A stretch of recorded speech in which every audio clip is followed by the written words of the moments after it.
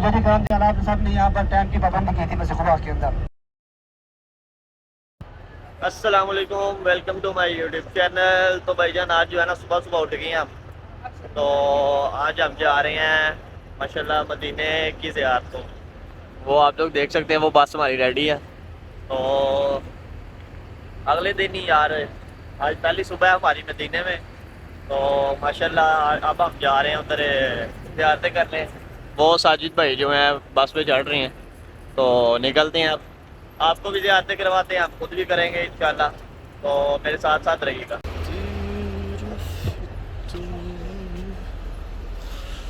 مدینہ منورہ کے اندر چل رہی ہے۔ اکثر حجاج اس باغ کے اندر جاتے تھے زیارت کرنے کے لیے۔ آپ کو حاجی کو پتہ ہے جو پاکستان یا انڈیا والے حج جاتے ہیں، اس باغ کے اندر جاتے، وہاں سے مٹی بھی اٹھاتے اور پودوں کو بھی نقصان توڑتے وہاں پر۔ اس چیز کو شرک سمجھتے ہیں، بدعت سمجھتے ہیں۔ انہوں نے باغ کو بند کر دیا، اس کے اندر جانے کا سے کوئی بھی اندر اس کے اندر نہیں جا سکتا۔ ان کی نسل جیسا دوسرے باغ میں لے کر جائے گا، وہاں انشاءاللہ آپ کو ٹائم دیا جائے گا۔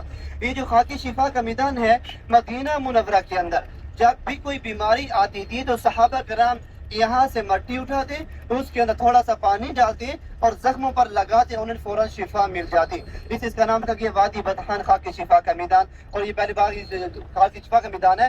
اس کا اصل میدان نیچے رہ گیا، اس کے اوپر انہوں نے دوسری مٹی ڈالتی ہے کیونکہ یہاں پر حاجی آتے تھے مٹی اٹھانے کے لیے۔ اصل میدان اس کا نیچے رہ گیا ہے، اور حجاج کرام قباء کے اندر پہنچنے والی ہیں، یہاں پر آپ لوگ نوافل ادا کریں گے۔ مسجد زرار کا نام سنے؟ مسجد زرار کا نہیں سنا؟ قرآن میں ذکر آتا ہے والذین اتخذوا مسجدا ضرارا وکفرا وتفریقا بین المؤمنین۔ مسجد قباء کے مقابلے میں منافقین ایک مسجد بنائی تھی، مسجد زرار۔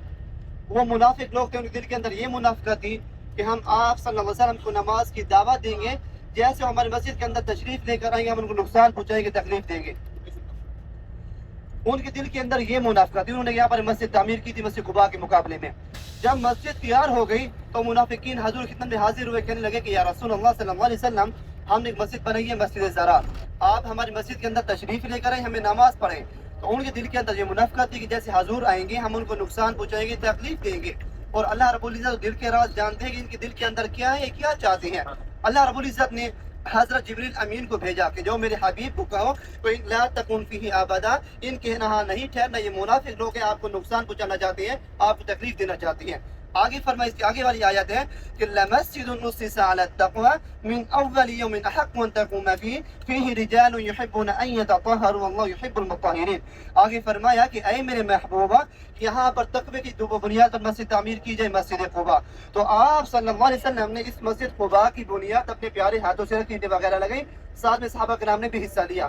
جب مسجد تیار ہو گئی، جو صحابہ کرام تھے جو مکہ سے تشریف لے کر آئے تھے، وہ عرض کرنے لگے کہ یا رسول اللہ صلی اللہ علیہ وسلم، جب ہم مکہ مکرمہ کے اندر ہوا کرتے تھے، وہاں پر احرام باندھ کر طواف کرتے تھے، صفا مروہ کرتے تھے، ہمیں عمرے کا ثواب ملتا تھا، حج کا ثواب ملتا تھا، ہم اس ثواب سے محروم ہو گئی ہیں، اور مکہ والے ہم سے نیکیوں میں سے آگے بڑھ جائیں گے، ہمارے پاس سواری کا بندوبست نہیں، ہمارے لیے کچھ دعا کیجیے۔ پھر حضور نے فرمایا، حدیث مبارکہ ہے کہ من تطہر فی بیتی ثم اتی مسجد قباء فصلی صلاۃ کان له کاجر عمرہ۔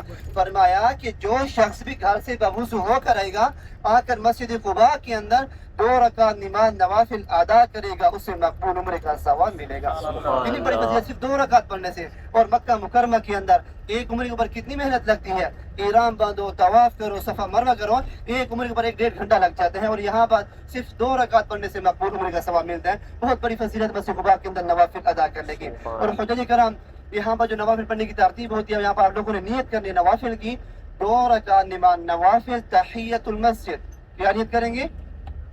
2 رکعت نماز نوافل تحیۃ المسجد، یہ آپ کے عمرے کے ہو جائیں گے، 2 رکعت اور شکرانے کے۔ یا اللہ تیرا شکر ہے تو نے اس مسجد کے اندر نوافل پڑھنے کی سعادت نصیب فرمائی ہے۔ 4 رکعت اس مسجد کے اندر آپ لوگوں نے ادا کرنی ہے۔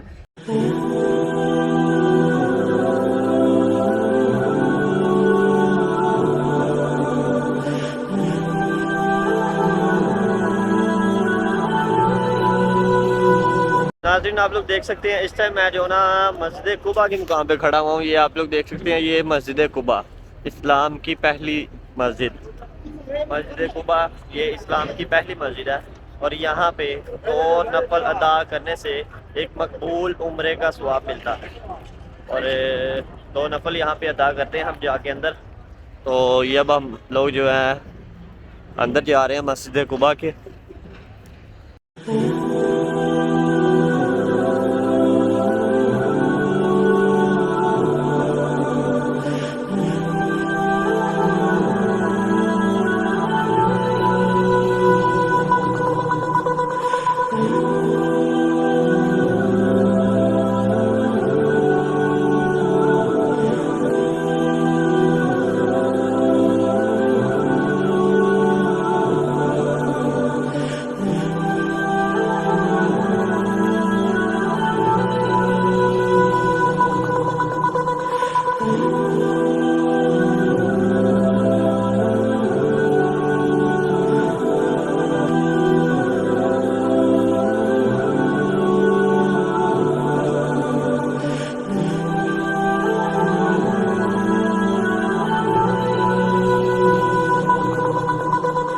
تو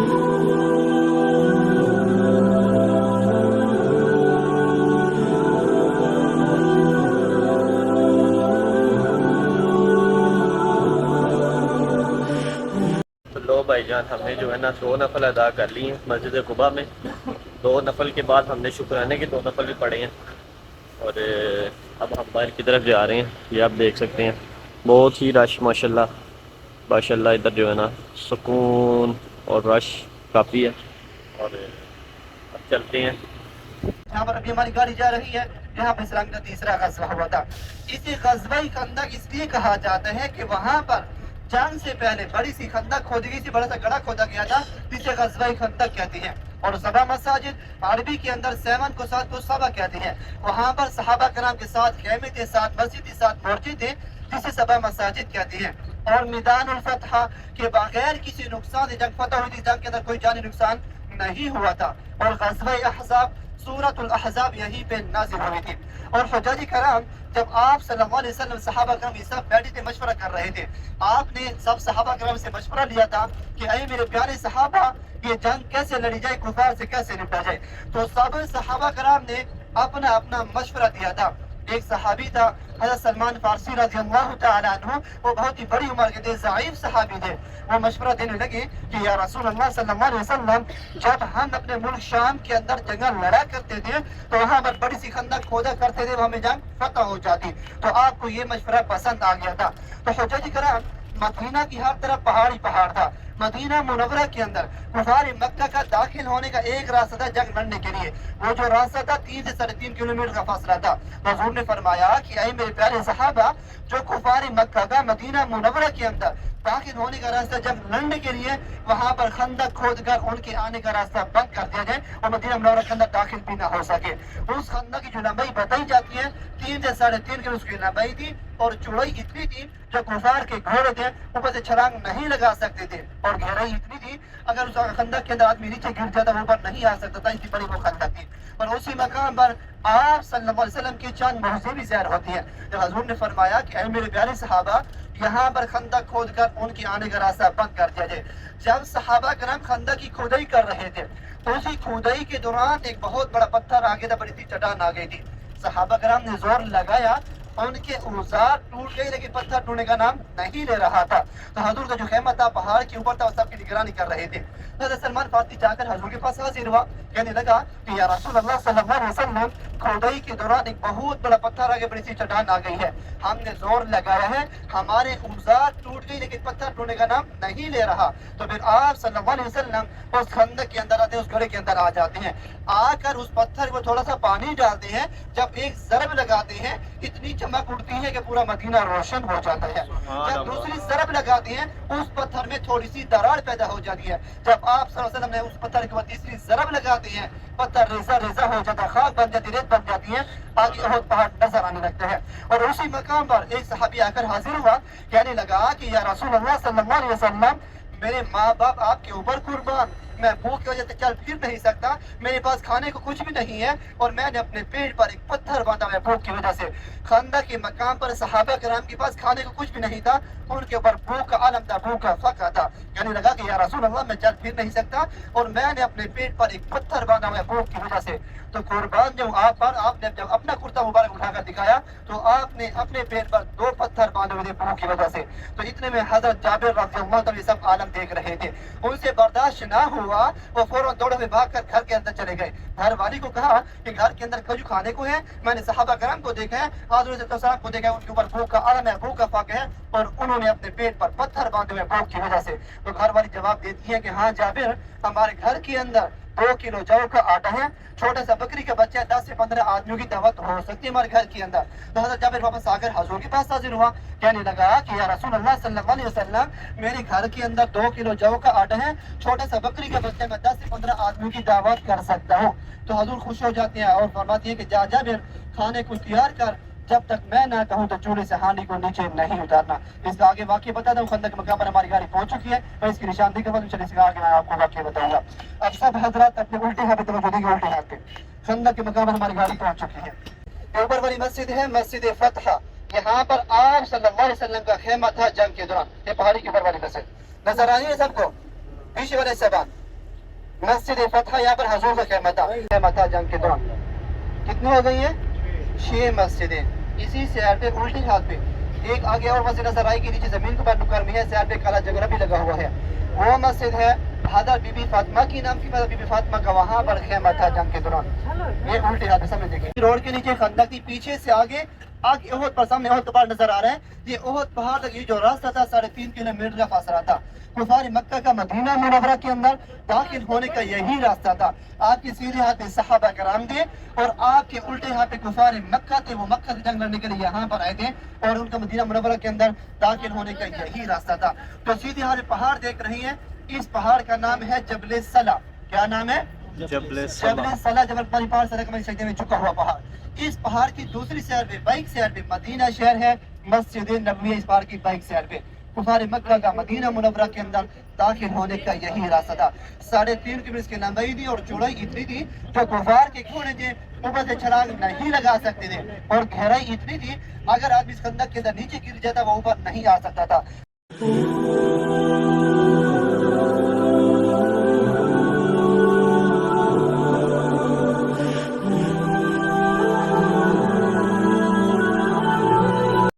मदीना मुनव्वरा के अंदर आप सल्लल्लाहु अलैहि वसल्लम 16 से 17 महीने तक, कितने महीने तक? 16 से 17 महीने तक मस्जिद अक्सा की तरफ मुंह करके नमाज पढ़ते थे और इबादत किया करते थे। हमारा सबसे अव्वल किबला वही था। और मुसलमान जब भी नमाज पढ़ते या इबादत करते, कुफार जो थे वो पीठ के पीछे हंसते मुसलमानों को ताना देते थे कि आप कैसे मुसलमान हो, दावा करते हो कि हमारा नबी अपना, दीन इस्लाम अपना, नमाज अपनी, कुरान अपना, लेकिन आप किबला हमारा इस्तेमाल करते हो। वो किबला उनके कब्जे में था। तो आप सल्लल्लाहु अलैहि वसल्लम जब भी नमाज पढ़ते या इबादत करते, नमाज के दौरान, नमाज की हालत में आसमान तरफ देखा करते थे, क्योंकि उनके दिल के अंदर ये हसरत रहती थी कि या अल्लाह, हमारा किबला अपना होना चाहिए, बैतुल्लाह, खाना काबा, इनकी हमें बातें ना सुननी पड़े, हमें ताना देती हैं। जहाँ पर मस्जिद किबलतैन मौजूद है अभी, यहाँ पर एक कबीला आबाद था बनु सलमा का। उस कबीले के अंदर एक बूढ़ी औरत थी, सहाबिया थी, वो बीमार थी। तो एक मरतबा आप सल्लल्लाहु अलैहि वसल्लम साथ सहाबा करम भी थे, इस कबीले के अंदर आए थे, उस बूढ़ी औरत के यहाँ पर दुआ करने के लिए यहाँ पर आए थे। तो वहाँ पर हजूर के लिए खाने का बंदोबस्त किया गया था। जैसे खाने से फारिग हुए थे तो वहाँ पर नमाज का टाइम हुआ था, ज़ोहर या असर की नमाज थी। जब आप सल्लल्लाहु अलैहि वसल्लम इस मस्जिद के अंदर नमाज पढ़ा रहे थे, आगे इमामत करवा रहे थे, 4 रकात नमाज फर्ज थी, 2 रकात नमाज पढ़ा चुके थे मस्जिद अक्सा की तरफ, 2 रकात नमाज बाकी थी। नमाज की हालत में, नमाज के दौरान आसमान तरफ देख रहे थे। अल्लाह रब्बुल इज्जत ने फरमाया, कुरान में जिक्र आता है कि ऐ मेरे महबूब, हम आपका बार बार आसमान तरफ देखना समझते हैं, किस लिए देख रहे हो, क्या चाहते हो, अब दिल के अंदर क्या है।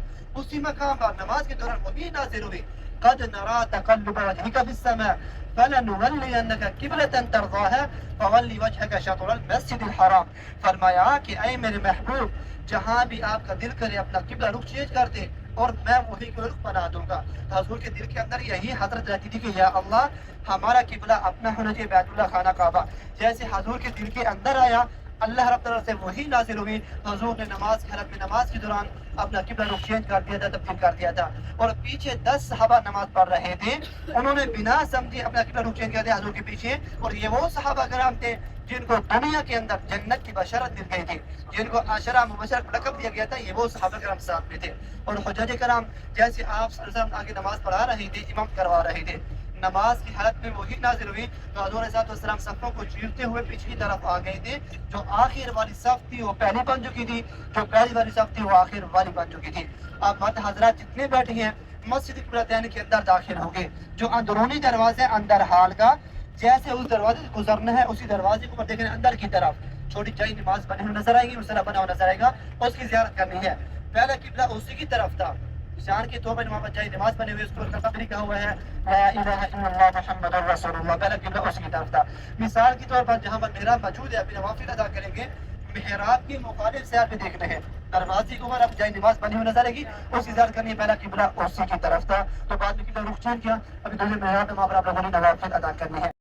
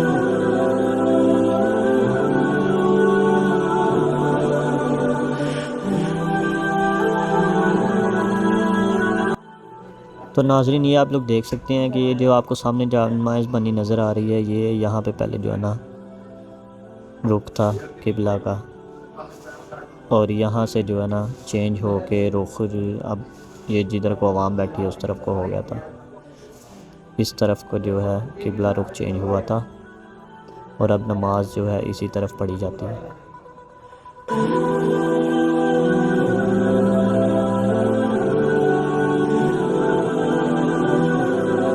اب جو ہے نا آپ لوگوں نے مسجد قبلتین بھی دیکھ لی ہے، تو ابھی میں جہاں بھی کھڑا ہوں یہ مسجد قبلتین ہے۔ ابھی میں نے 2 نفل ادا کیے ہیں، تو اب میں باہر کی طرف جا رہا ہوں، یہ اب دیکھ سکتے ہیں۔ اور اس کی آپ لوگوں نے جو ہے ہسٹری وہ سنی لی ہوگی موبائل سے، میں اس لیے ان کے بھی ساتھ ساتھ ویڈیو بنا رہا ہوں، کیونکہ مجھے تو اتنا نہیں آئیڈیا، پوری ہسٹری جو ہے نا وہ صحیح بتا رہے ہیں، تو اس لیے میں ساتھ ساتھ ان کو بھی جو ہے نا ان کی بھی ویڈیو بنا رہا ہوں، اور آپ لوگ دیکھ لیجیے۔ یہ آپ لوگ اب وہ بس ہماری وہاں پہ کھڑی ہوئی ہے، اب ہم چلتے ہیں کسی اور جگہ پہ۔ یہاں پر اسلام کا دوسرا غزوہ ہوا تھا، دوسری بڑی جنگ لڑی گئی تھی، اور اسی جنگ کے اندر ہمارے 70 صحابہ کرام شہید ہو گئے تھے، جس کے اندر آپ صلی اللہ علیہ وسلم کے چچا سید امیر حمزہ رضی اللہ تعالیٰ عنہ اسی جنگ کے اندر شہید ہوئے تھے۔ اور حضور کرام یہاں پر احد پہاڑ کے دامن میں ایک چھوٹی سی پہاڑی ہے، جس پہاڑی کا نام ہے جبل رمات، تیر انداز والی پہاڑی۔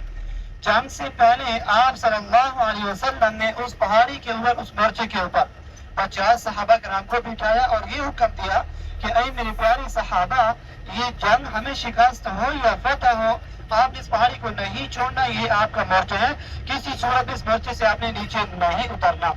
جب صحابہ کرام نے دیکھا کہ مسلمانوں کو فتح ہو چکا، کفار ڈر کے مارے یہاں سے بھاگ گئی ہے، مال غنیمت چھوڑ کے چلے گئے تھے، اس مورچے سے، اس پہاڑی سے 40 صحابہ کرام نیچے اترے تھے مال غنیمت اکٹھی کرنے کے لیے۔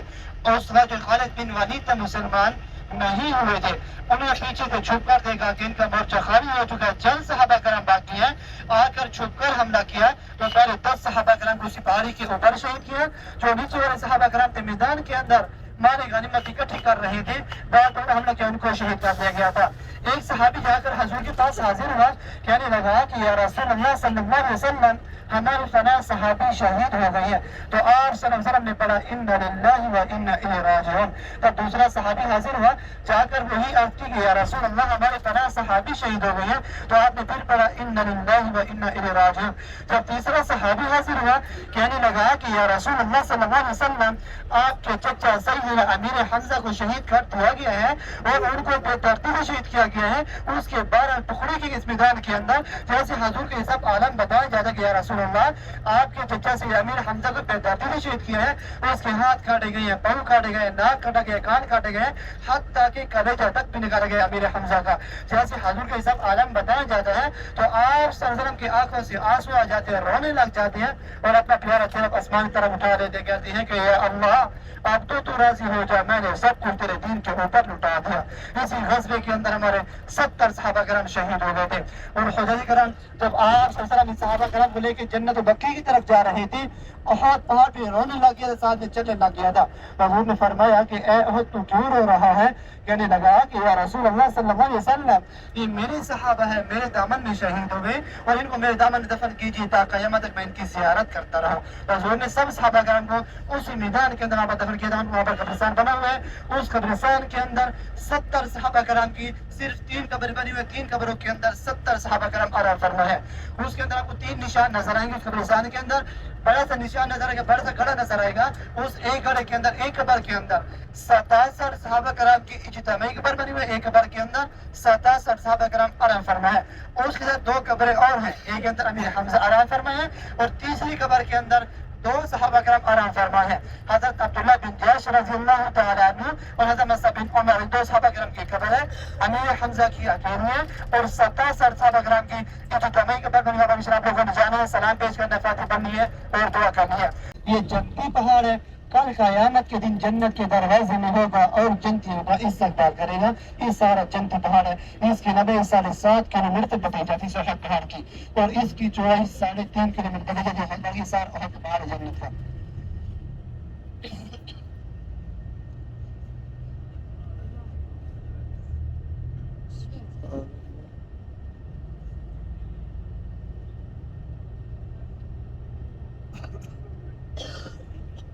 تو شدت کرام جیسے گاڑی آگے جا رہی ہے، اب سب نے الٹے ہاتھ پہ توجہ رہنا، الٹے ہاتھ پہ یہ چھوٹی پہاڑی نظر، اس پہاڑی کا نام ہے جبل رماد، تیر انداز والی پہاڑی۔ جنگ کے دوران یہ صحابہ کرام کا مورچہ تھا، اسی پہاڑی کے اوپر، اسی مورچے کے اوپر حضور نے 50 صحابہ کرام کو اسی پہاڑی کے اوپر بلایا تھا، حکم دیا تھا کہ اے میرے پیارے صحابہ، یہ جنگ ہمیں شکست ہو یا فتح ہو، آپ اس پہاڑی کو نہیں چھوڑنا، یہ آپ کا مورچہ ہے۔ تو اسی مورچے سے، اسی پہاڑی سے 40 صحابہ کرام نیچے اترے تھے مال غنیمت اکٹھی کرنے کے لیے۔ اس وقت خالد بن ولید تھے، انہوں نے دیکھا کہ ان کا مورچہ خالی ہو چکا، چند صحابہ کرام باقی ہیں، تو آ کر چھپ کر حملہ کیا، پیچھے مڑ کر تو پہلے 10 صحابہ کرام کو اسی پہاڑی کے اوپر شہید کیا تھا۔ جو نیچے والے صحابہ کرام کے میدان کے اندر مال غنیمت اکٹھی کر رہے تھے، بعد میں حملہ کیا، ان کو شہید کر دیا گیا تھا۔ تو پہلے صحابہ کرام جنگ جیتے ہوئے تھے، بعد میں شکست میں تبدیل ہو گئی تھی۔ اب یہ مسجد نظر آئے گی، تاریخی مسجد نہیں ہے، مقامی مسجد ہے۔ اسی مسجد کی دوسری سائڈ وہاں پر میدان کے اندر قبر صاحب بنا ہوا ہے، سائڈ ایک جنگل لگا ہوا ہے، جالی لگی ہوئی ہے، چار دیواری بنی ہوئی ہے، اس 4 دیواری کے اندر آپ کو 3 نشان نظر آئیں گے، اس 3 قبروں کے اندر 70 صحابہ کرام آرام فرما ہوا۔ آپ کو جانے سلام پیش کرنا، فاتح پڑھنی ہے اور دعا کرتی ہے۔